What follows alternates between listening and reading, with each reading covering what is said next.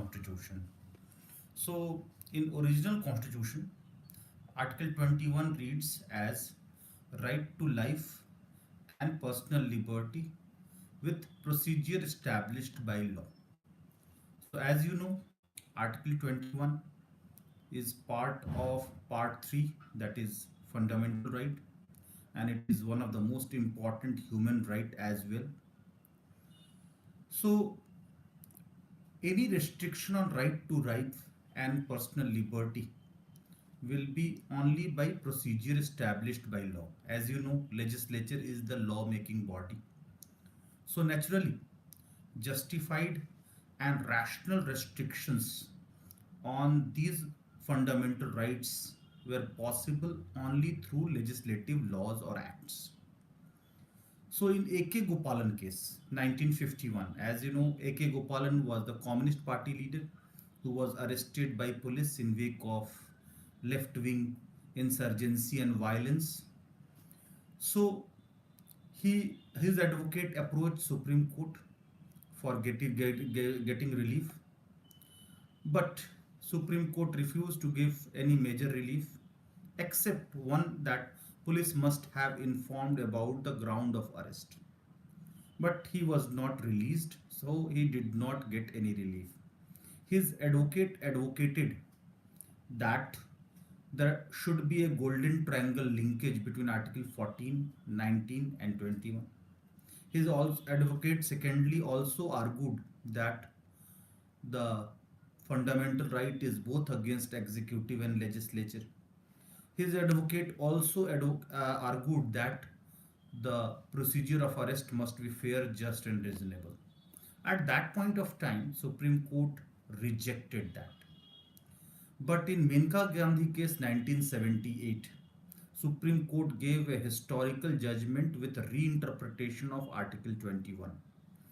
As Menka Gandhi was denied passport and visa to go abroad, so Supreme Court gave a historical ruling and reinterpreted Article 21 as right to have dignified life and personal liberty with due process of law. So, what is due to be decided by judiciary on case to case basis? That is, arrest or denial of fundamental rights must be just, fair, and reasonable, which will be scrutinized by judiciary itself on case to case basis. So, right to have dignified life will not be only involving merely avoidance of physical injury.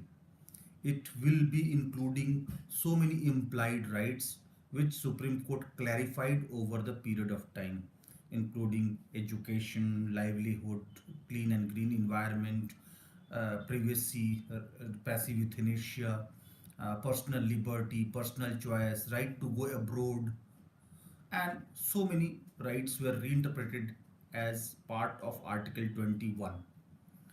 So, Article 21 was reinterpreted as due process of law. Due process of law is followed in US, while procedure established by law is followed in Japan.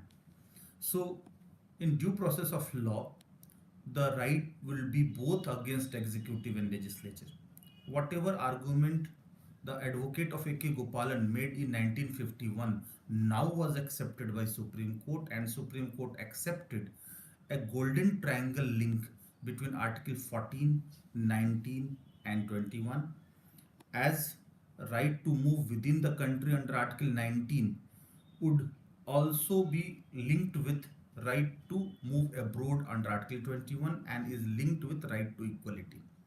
Secondly, Supreme Court accepted that these rights would be not only against executive but also against legislature. Supreme Court also asserted that denial of fundamental right should be just, fair, and reasonable.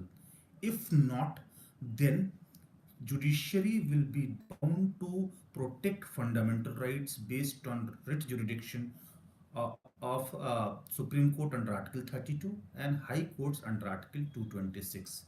So, Article 21 is one of the most important fundamental rights in our Part 3 of the Indian Constitution.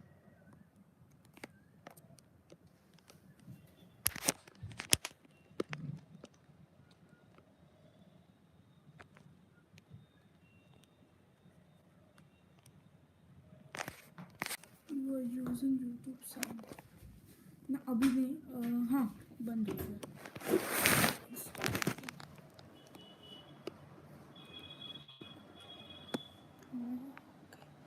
Save highlights share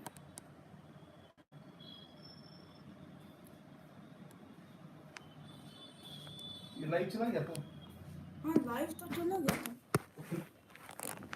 इसमें आएगा। पता नहीं